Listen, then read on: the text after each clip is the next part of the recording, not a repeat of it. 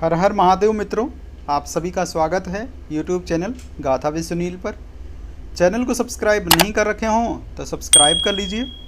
एक शहर में एक व्यापारी रहता था जो कि अत्यंत ही निर्दयी, कठोर और कंजूस था। कभी भी वह भिखारियों को भीख तक नहीं देता था, बल्कि उन्हें डांट देता था। उसकी पत्नी बहुत ही नेक दिल की थी। वह साधु संतों, महात्माओं की सेवा करती रहती थी। एक दिन उसके घर पर एक महात्मा जी आए। उनकी पत्नी ने उनका यथोचित सत्कार किया। उस समय वह व्यापारी भी वहां पहुंच गया। महात्मा जी ने कहा कि प्रत्येक व्यक्ति के लिए धन अर्जन करना तो आवश्यक है, परंतु उसे इस बात का ध्यान रखना चाहिए कि धन मनुष्य के उपयोग के लिए है, ना कि मनुष्य धन के उपयोग के लिए। मनुष्य का जीवन केवल धन अर्जन में ही व्यतीत नहीं होना चाहिए, क्योंकि मृत्यु के पश्चात सब कुछ यहीं रह जाएगा। अतः प्रत्येक मनुष्य को धन का सदुपयोग करना चाहिए, और धन का सदुपयोग यही है कि इससे असहाय, निर्धन और पीड़ित लोगों की सहायता की जाए। व्यापारी उनकी बातों को ध्यानपूर्वक सुन रहा था। उसने कहा कि परिश्रम पूर्वक अर्जित किए हुए धन को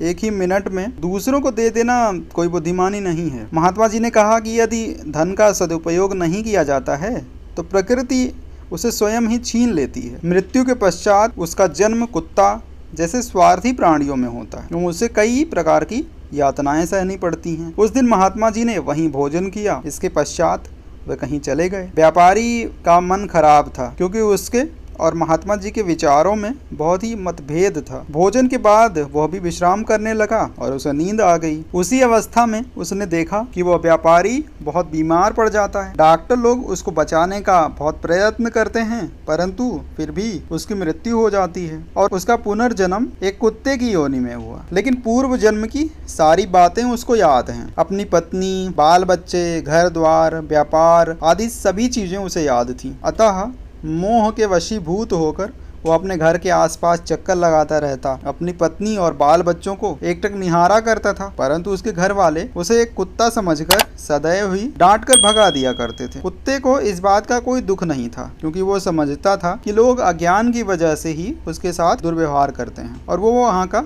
चक्कर लगाता रहता था। एक दिन उसको अपने दुकान की याद आ गई और वो उस ओर चल पड़ा। वह दुकान की प्रत्येक वस्तुओं को बहुत ध्यानपूर्वक देख रहा था। उस दुकान को बनाने में उसे बहुत कठिनाइयों का सामना करना पड़ा था।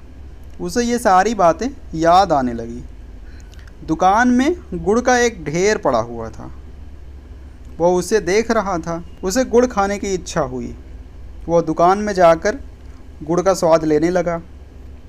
उस समय उसका पुत्र दुकान के भीतर कुछ काम में व्यस्त था। कुछ ही देर में उसका पुत्र वहां आया और उस कुत्ते को देखकर आग बबूला हो गया। उसने उसे बहुत डांटा और डंडा लेकर मारा भी, परंतु वो बेचारा कुत्ता आनंद पूर्वक गुड़ चाटता ही रहा। इस पर उसके पुत्र ने लगातार उस पर डंडे से प्रहार करना चालू कर दिया, फिर भी वो हटा नहीं। उसने सोचा कि ये लड़का नादान है। फिर उसके पुत्र ने बहुत जोर से उसको डंडा मारा और उस चोट को वो बर्दाश्त नहीं कर पाया और भौंकते हुए दुकान से बाहर चला गया और अपनी भाषा में उसको कोसने लगा कि मेरा ही धन है और मुझको ही मार रहा है तू। इसके पश्चात वहाँ पे कई ग्राहक आने लगे। कुत्ते के भौंकने की वजह से उसके व्यापार में व्यवधान पड़ रहा था। उसके पुत्र ने एक पत्थर फेंककर उस पर वार कर दिया। उस पीड़ा से वो बहुत ज़्यादा आहत हो गया। उसी समय उस व्यापारी के पुत्र ने उसके कमरे में प्रवेश किया और अपने पिता को नींद से जगा दिया। पुत्र ने कहा, पिताजी, एक व्यापारी दूसरे शहर से आया है, वह आपसे मिलना चाहता है। वो व्यापारी घबराकर उठकर बैठा। यद्यपि ये था तो स्वप्न, पर उस स्वप्न ने उसको विचलित कर दिया और उसको महात्मा जी की बातों में सत्यता का आभास होने लगा। और उसने मन में यह निश्चय किया, धन में मोह और आसक्ति नहीं करना चाहिए।